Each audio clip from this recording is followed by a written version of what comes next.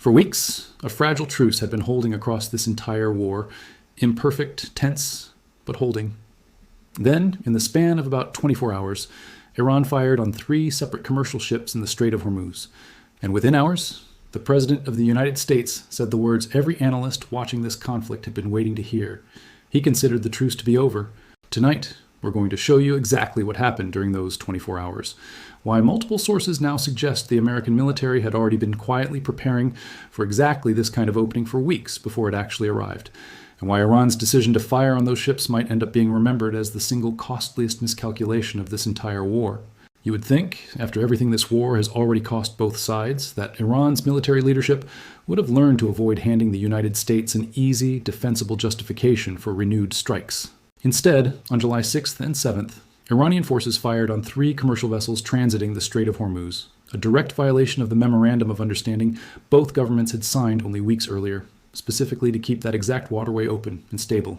Within hours, President of America stated plainly that he considered the truce over. The following day, he suggested the exchange of fire wouldn't necessarily lead to long-term military action. Within days, it had escalated into exactly that. Before we go further, you need to understand exactly why Iran fired on those ships in the first place, because it wasn't a random isolated act of aggression. It was the culmination of a specific, escalating dispute over who actually controls the Strait of Hormuz. Despite the Memorandum of Understanding reached in June, which was supposed to reopen the strait and formally end this war, Iran had spent the following weeks trying to assert something closer to hegemonic control over that waterway, reportedly seeking to eventually collect fees on ships passing through it, and repeatedly warning vessels to use only pre-approved routes and protocols set by the regime itself. That's not simply enforcing a ceasefire. That's attempting to convert a temporary security arrangement into permanent Iranian control over one of the most economically vital waterways on the planet, a demand no American administration was ever going to quietly accept. Let's talk about the assassination of Iran's supreme leader back in February, because it set the entire tone for how this war's later escalations, including July's ship attacks, would ultimately unfold. That opening strike didn't just kill a single leader, it decapitated Iran's senior command structure in a single coordinated operation. And Iran's own vice president at the time described the broader bombing campaign that followed as a symbol of what he called President of America madness and ignorance. Iran's leadership entered every subsequent phase of this war, including the Strait dispute that triggered July's mistake, already operating from a position of having lost its most senior leadership once, a psychological and institutional scar that shaped every decision Iran's replacement command structure made from that point forward, including, ultimately, the decision to test American patience in the Strait of Hormuz months later. Let's talk about what Iran's Revolutionary Guard actually said once the shooting started, because their own public statements reveal exactly how they understood the stakes. The Guard declared it maintained full control of the Strait of Hormuz and stated bluntly that a stranger who has come from thousands of kilometers away would not be allowed to interfere. That's not defensive language. That's a direct territorial claim over international waters, delivered publicly, on the record, in the immediate aftermath of firing on commercial vessels that had every legal right to be exactly where they were. When a military justifies opening fire by claiming ownership over shared international waterways, rather than citing any specific self-defense justification, it hands its adversary precisely the kind of clear, unambiguous violation that's difficult for any international audience to defend. Let's also examine Iran's warnings issued back in March, because they reveal the regime had already, months before the July ship attacks, begun signaling a specific, targeted form of retaliation against individuals, rather than purely against infrastructure or military assets.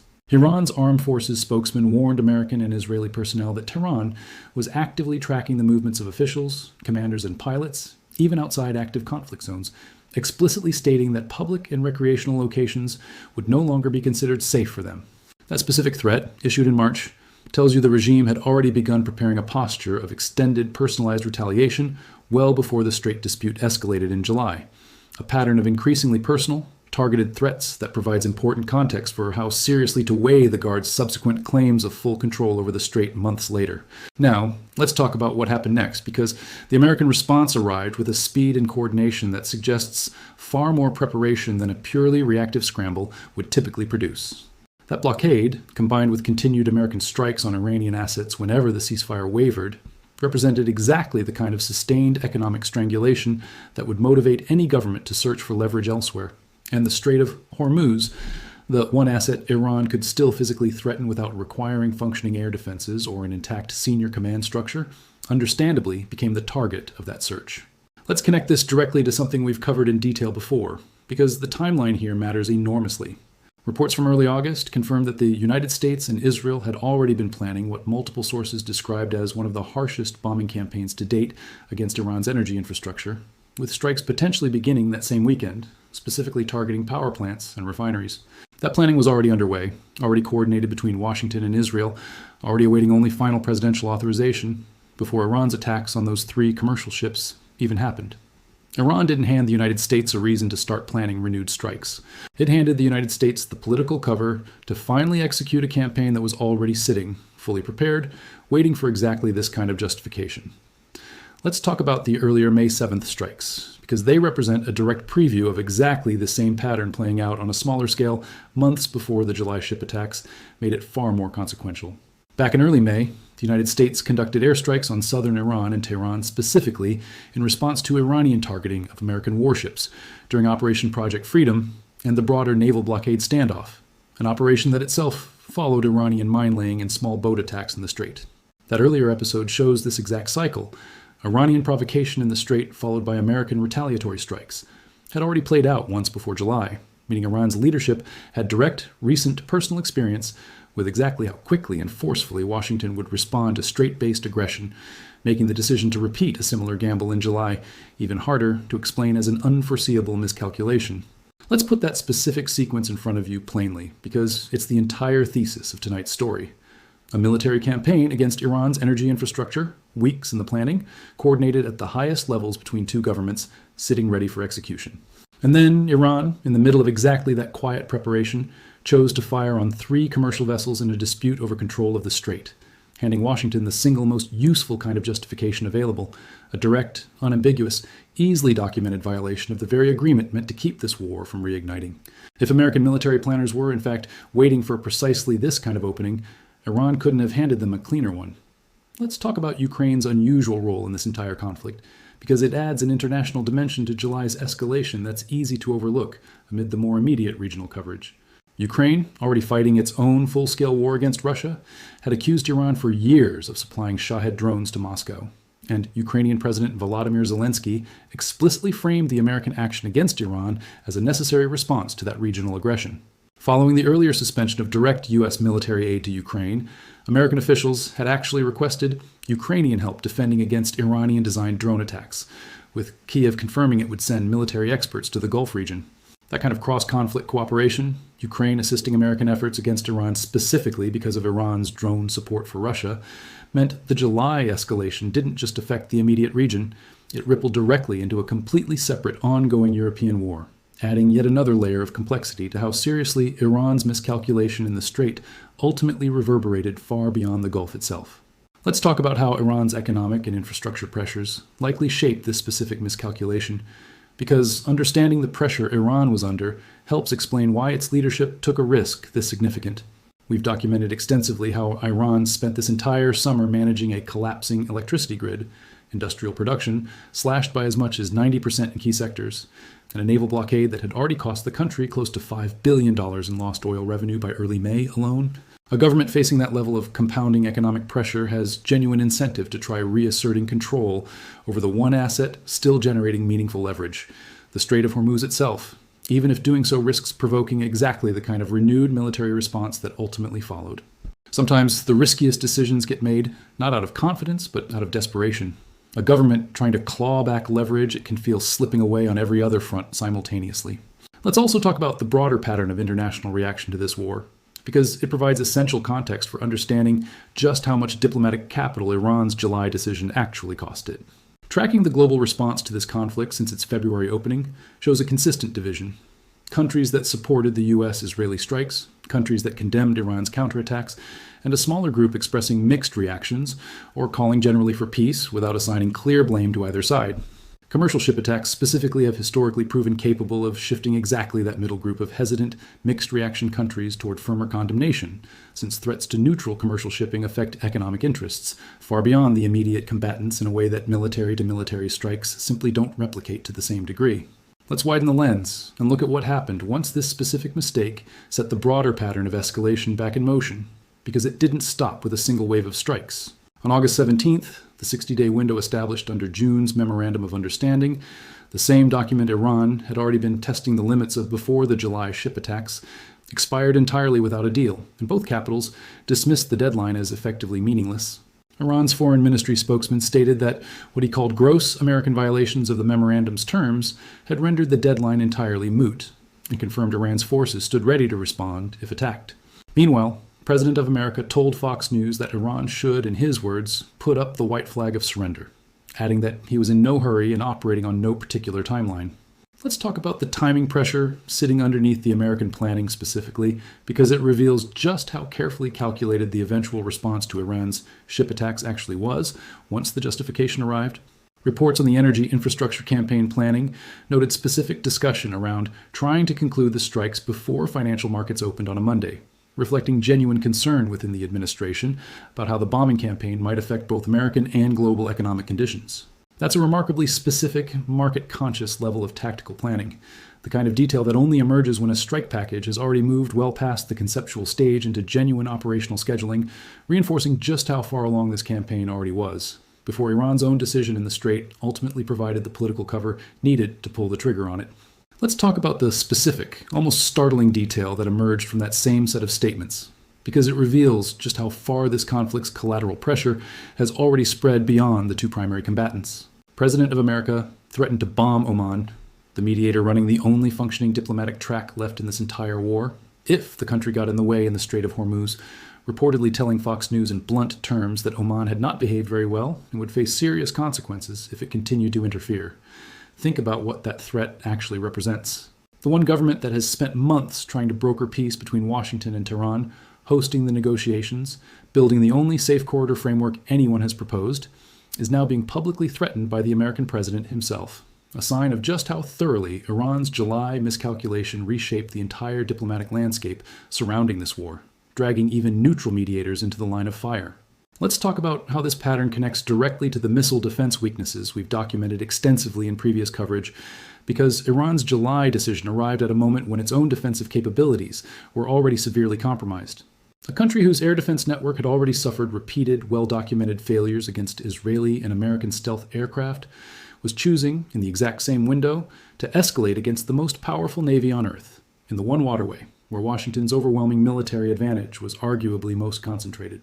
That combination, offensive escalation at a moment of severe, already demonstrated defensive weakness, is precisely the kind of decision military analysts flag as the clearest evidence that desperation, rather than confident strategic calculation, was driving Iran's leadership by the time July arrived.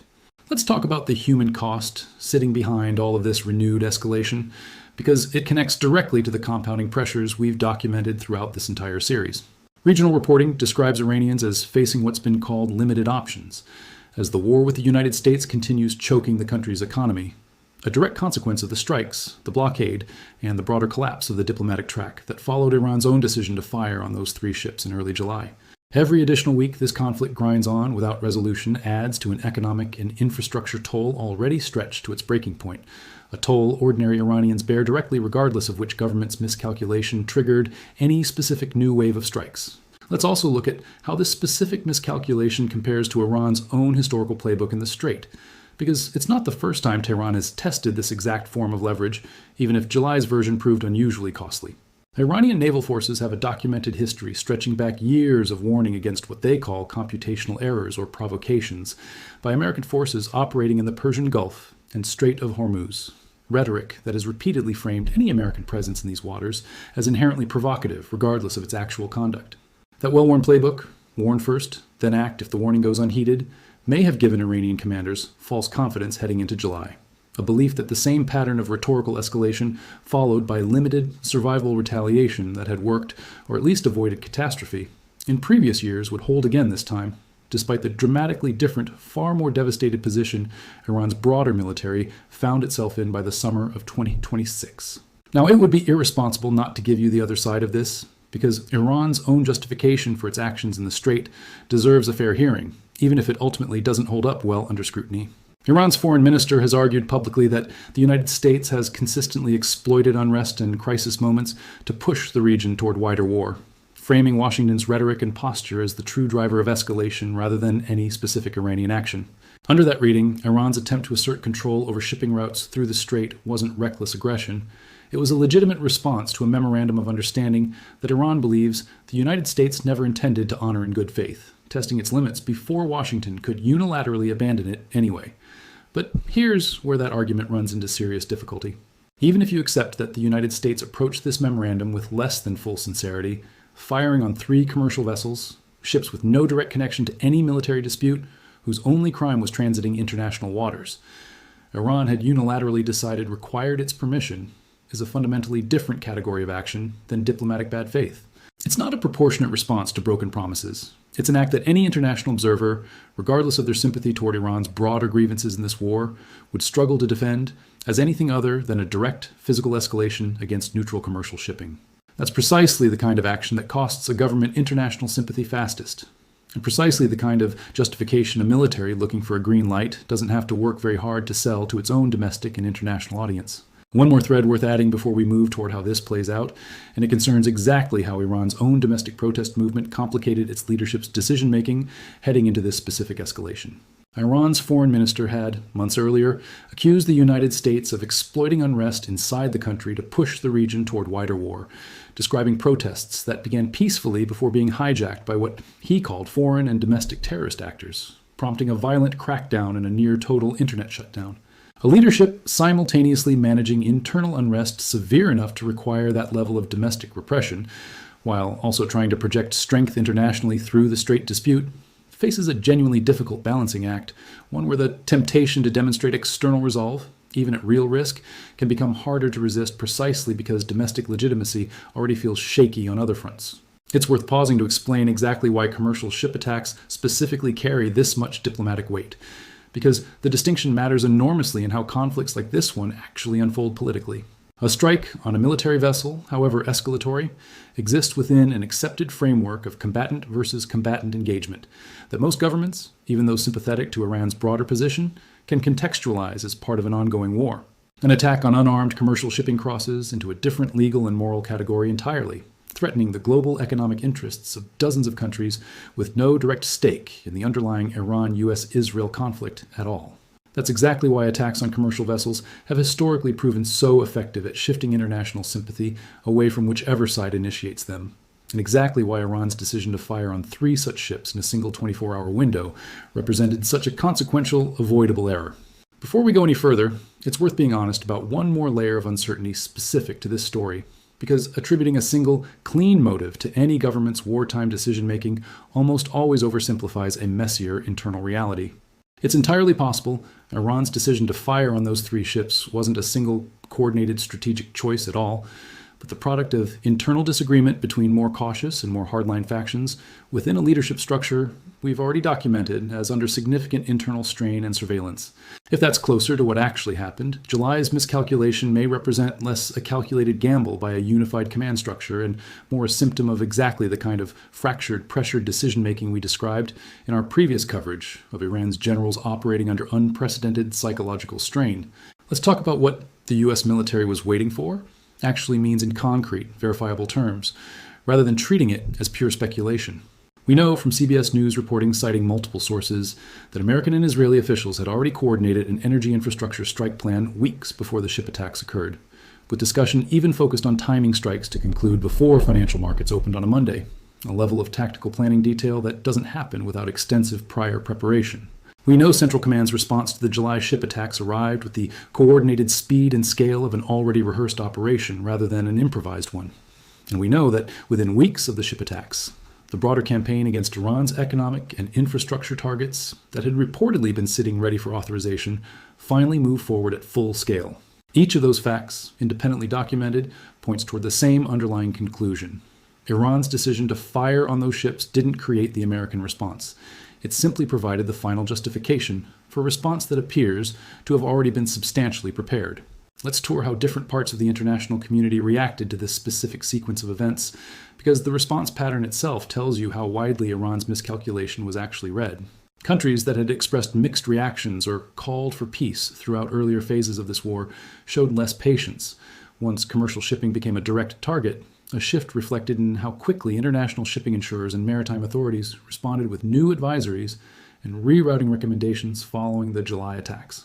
Gulf states, already documented as growing increasingly frustrated with how this war has disrupted regional stability, found themselves in the uncomfortable position of watching Iran's own actions hand Washington additional justification for exactly the kind of continued conflict those same Gulf governments have been quietly pushing to end.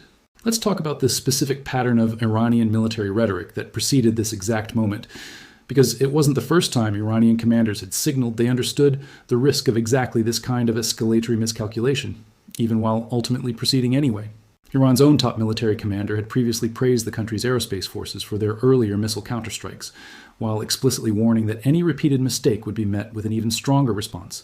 Language suggesting Iran's own leadership understood, at least rhetorically, the risk of provoking exactly the kind of escalation that firing on commercial ships ultimately triggered. That awareness, present in the regime's own public statements well before the July attacks, makes the decision to proceed anyway even harder, to explain as a simple failure of judgment rather than a calculated, if ultimately costly, gamble. Let's talk about the specific military logic behind why targeting the Strait of Hormuz felt, to Iranian planners, like a viable point of leverage despite the obvious risk, because understanding that logic explains the miscalculation without excusing it. The strait represents the one point of geography where Iran retains genuine, undeniable physical proximity advantage over the United States and its allies, a place where Iranian small boats, mines, and coastal missile batteries can threaten shipping in ways Iran simply cannot replicate anywhere else in this conflict. After months of watching its air defenses fail repeatedly, its senior military leadership decapitated twice, and its nuclear infrastructure devastated, the strait may have represented, to Iranian commanders, one of the last remaining fronts where escalation still felt survivable, a calculation that turned out to badly underestimate how differently the world would react once commercial shipping specifically became the target. If this pattern feels familiar, it's because militaries under sustained pressure making exactly this kind of high-risk gamble for leverage have miscalculated before, with consequences that reshaped entire conflicts. Argentina's 1982 decision to invade the Falkland Islands, made partly to project strength and rally domestic support during a period of severe internal economic pressure, similarly misjudged how decisively and quickly a stronger adversary would respond once a clear, unambiguous act of aggression provided the justification. Military historians studying decisions like these consistently note the same underlying pattern. Governments, under compounding internal pressure, often overestimate the deterrent value of a single dramatic gesture, while badly underestimating how much international sympathy and restraint that gesture costs them the moment it crosses from posturing into actual documented aggression against a target the wider world recognizes as illegitimate. Before we go any further, it's worth being honest about what remains genuinely uncertain in this specific story, because attributing precise motive and premeditation to closed-door military planning always involves some real limits from outside observation. We don't know, with absolute certainty, exactly how far along the American and Israeli energy infrastructure campaign actually was before the July ship attacks occurred, only that multiple independent sources confirmed significant coordination and planning was already underway. We don't know whether Iranian commanders anticipated the scale of the American response their ship attacks would trigger, or whether they genuinely believed the Strait dispute could be pressed without provoking renewed large-scale strikes. What we can say with confidence is the documented sequence itself.